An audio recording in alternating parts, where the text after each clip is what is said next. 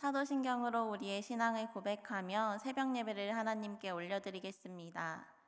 전능하사 천지를 만드신 하나님 아버지를 내가 믿사오며 그 외아들 우리 주 예수 그리스도를 믿사오니 이는 성령으로 잉태하사 동정녀 마리아에게 나시고 본디오 빌라도에게 고난을 받으사 십자가에 못 박혀 죽으시고 장사한 지 사흘 만에 죽은 자 가운데서 다시 살아나시며 하늘에 오르사 전능하신 하나님 우편에 앉아 계시다가 저리로서 산 자와 죽은 자를 심판하러 오시리라.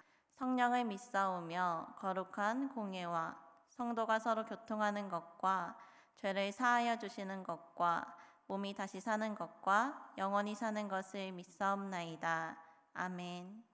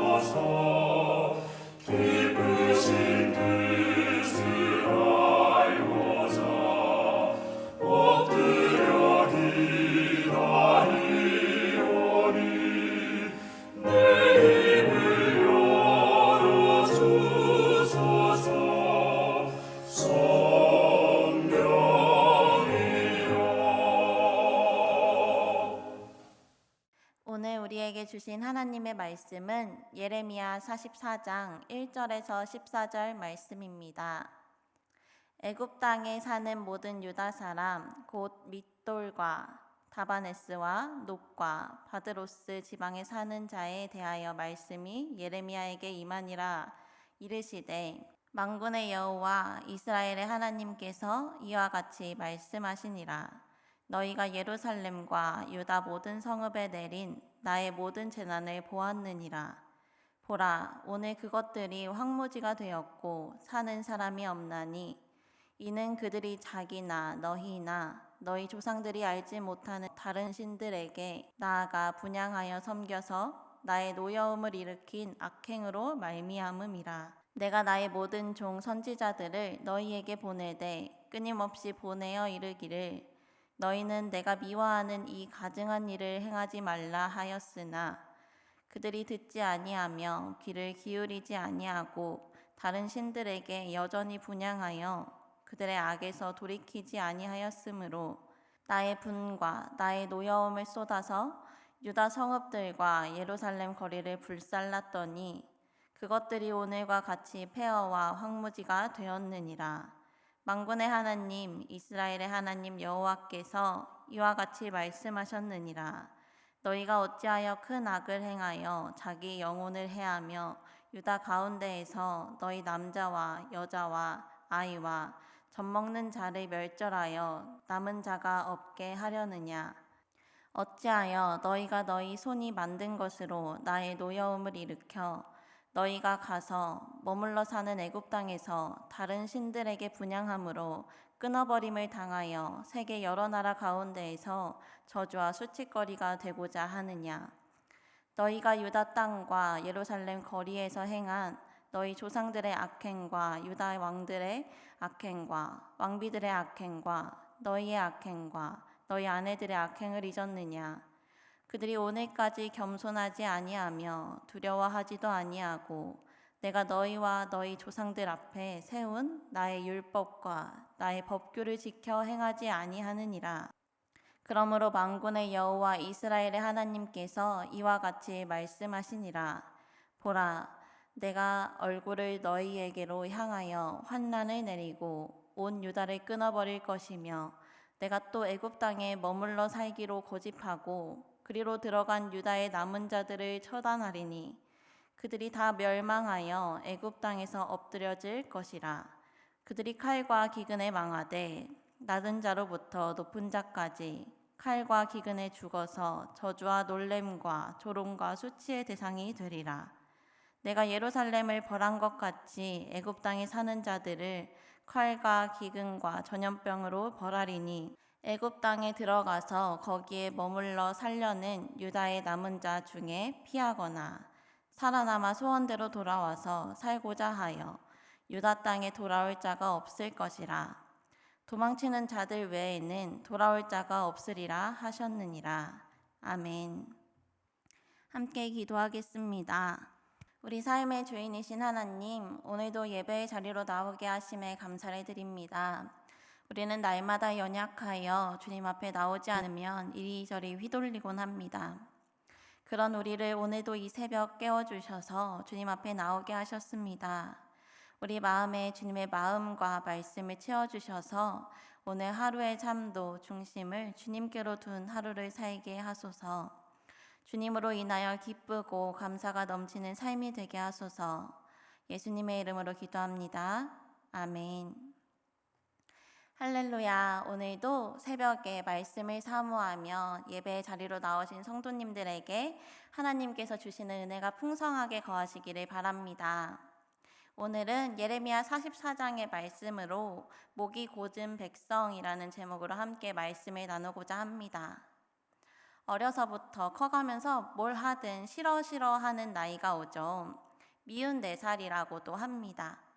부모님이 좋은 방향을 이야기해주고 위험하지 않은 방향을 이야기해줘도 듣지 않습니다. 제가 아이들이 겨울에 샌들을 신고 쨍쨍한 날에 장화를 신고 다니는 걸 보면서 부모님들은 왜 아이들에게 저 신발을 신겼을까 생각하곤 했습니다. 그러면서 이제 유아교육을 공부하고 유치원에서 근무를 하다 보니까 부모님이 신기는 것이 아니었구나 생각이 들었습니다.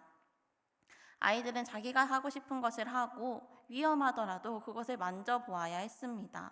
밖에 날씨와는 상관없이 자기가 입고 싶은 것을 입어야 했고 신고 싶은 것을 신어야 했죠.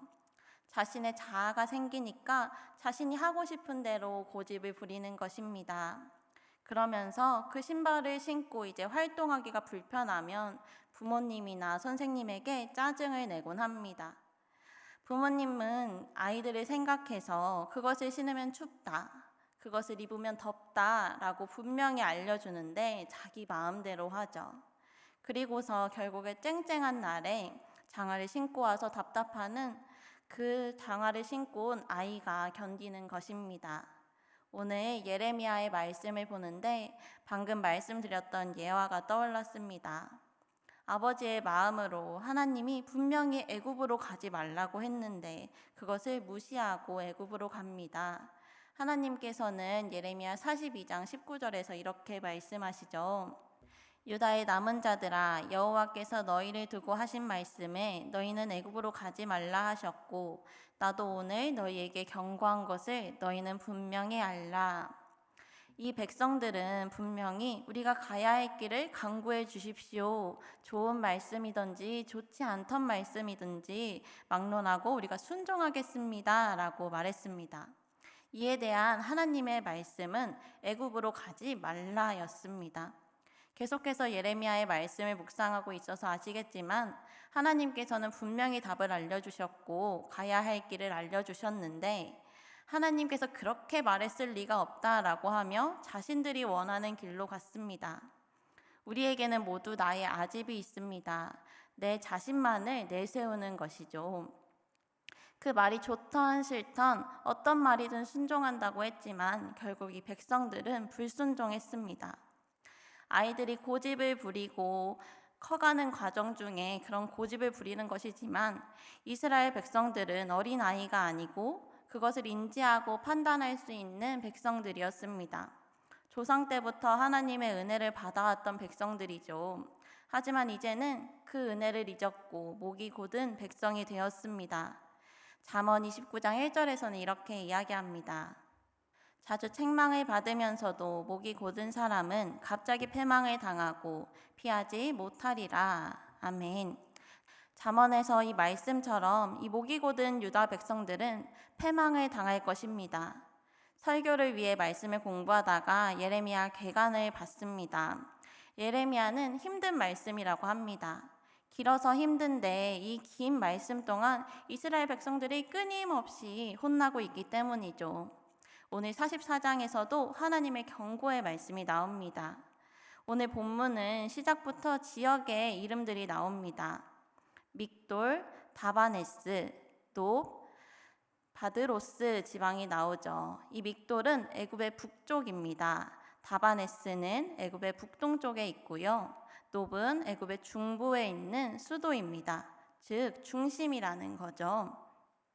바드로스는 남부 지방에 있습니다. 하나님께서는 분명히 애굽으로 가지 말라고 하셨는데 이 백성들은 이곳저곳 할 것 없이 온 지방에 퍼져 있는 것입니다. 이제는 곳곳에 퍼져 있는 유다 백성들에게 하나님의 경고가 임합니다. 하나님께서는 예레미야를 통해서 너희들이 70년 동안 바벨론에서 포로 생활을 한 뒤 내가 너희를 불쌍히 여겨서 너희를 돌보고 예루살렘으로 돌아오게 하겠다라고 말씀하십니다. 하나님께서는 이스라엘 백성들이 바벨론에서 포로 생활을 한 뒤 행하실 하나님의 계획하심이 있었던 것입니다.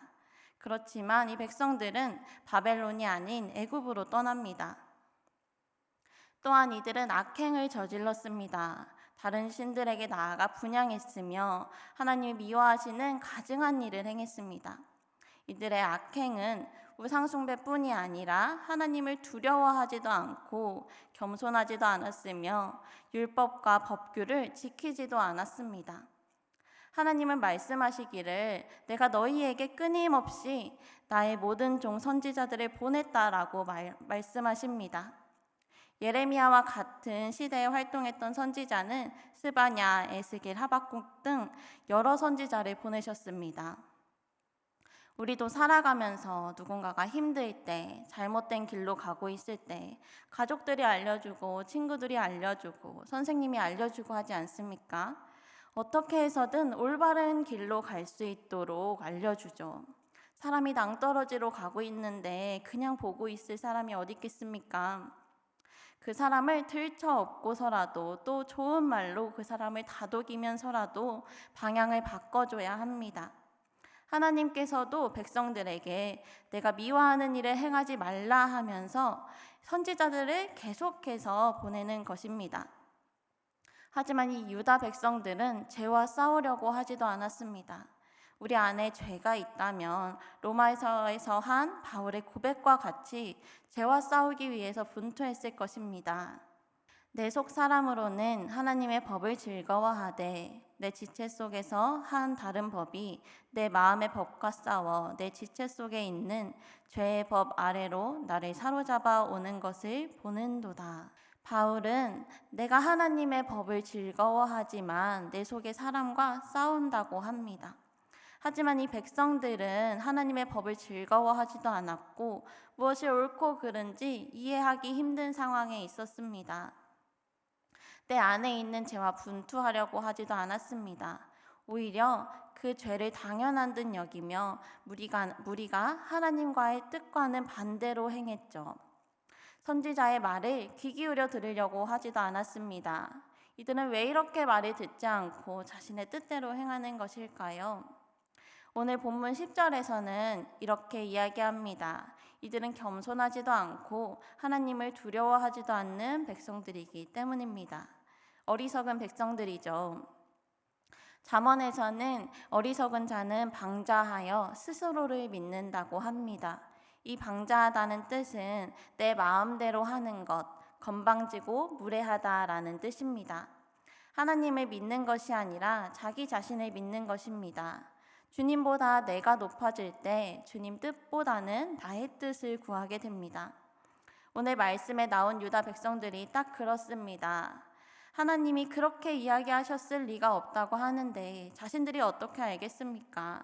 그랬을 리가 없다고 말하는 이유는 하나님이 하신 말씀이 자신의 마음에 차지 않았기 때문입니다. 신명기 8장에서도 이스라엘 백성들이 교만하여져서 여호와 하나님을 잊을까 염려하셨습니다. 애굽을 탈출하여 40년 동안 광야에서 함께 해주신 하나님을 잊을까 봐 염려한 부분이 신명기에서부터 나오고 있습니다. 이어서 나오는 말씀에 너희가 여호와 하나님을 잊어버리고 다른 신을 따라 섬기고 절하면 너희가 반드시 멸망하리라 라고 말씀하고 있습니다. 하나님이 염려하셨던 하나님을 잊는 일이 계속해서 반복적으로 일어나고 있습니다. 하나님은 예레미야를 통해서 말씀하십니다. 9절의 말씀입니다. 너희가 유다 땅과 예루살렘 거리에서 행한 너희 조상들의 악행과 유다 왕들의 악행과 왕비들의 악행과 너희의 악행과 너희 아내들의 악행을 잊었느냐. 인간은 망각의 동물이다라고 이야기하죠. 인간은 하나님의 은혜를 기억하지 않는다면 망각하고 마는 것입니다. 이 백성들은 이미 죄에 대한 결과가 어땠는지 본 백성임에도 불구하고 깨닫지 못하고 있습니다. 말씀을 준비하면서 어떤 글에서 이렇게 말하더라고요. 악의 시작은 망각이다. 이 잊는다는 것이 참 무섭습니다. 하나님의 은혜를, 그 영원한 사랑을 모두 지워 우리의 눈을 가리게 됩니다. 이사야 44장 18절에서도 이렇게 말합니다. 그들이 알지도 못하고 깨닫지도 못함은 그들의 눈이 가려져 보지 못하며 그들의 마음이 어두워져서 깨닫지 못함이니라. 아멘. 그들이 우상을 섬기면서 알지도 못하고 깨닫지도 못함은 눈이 가리어졌고 마음이 어두워졌기 때문입니다. 은혜로 가득했던 마음이 모두 죄로 가리어졌습니다. 그렇기 때문에 아무리 수많은 선지자들이 이야기해도 듣지도 보지도 못했습니다. 내가 예수를 못 박았습니다 라는 찬양이 있습니다. 이 찬양을 들어보면 찬양 인도자가 중간에 이렇게 고백을 합니다. 자신은 교회에서 살았고 다른 사람들보다 죄를 짓지도 않았던 것 같다고 느껴졌다고 합니다. 그러면서 문득 십자가를 보는데 나는 예수님을 못 박지 않았어 라는 이상한 당당함이 생겼다고 합니다. 이것이 마음속에 생겨난 망각이죠. 그러고 나서 다시 깨닫고 내가 예수님을 십자가에 못 박았구나 라는 그 은혜를 기억했다고 합니다. 오늘 본문에서는 안타깝게도 유다 백성들은 그런 하나님의 경고에도 불구하고 은혜를 깨닫지 못합니다. 이 백성들은 택함받은 족속이요 축복의 자녀들이었습니다. 이제는 칼과 기근, 전염병으로 벌하며 저주와 놀램과 조롱과 수치의 대상이 되었습니다. 오늘 본문 이후인 예레미야 44장 17절에서 18절은 이렇게 이야기합니다. 이스라엘 백성들이 한 이야기입니다. 우리가 하늘의 여신에게 제물을 바쳐 그 여신을 섬기겠습니다. 우리가 그 여신을 섬겼을 때 우리에게는 먹을 것이 풍성했고 모든 일이 잘 되고 재앙도 없었습니다.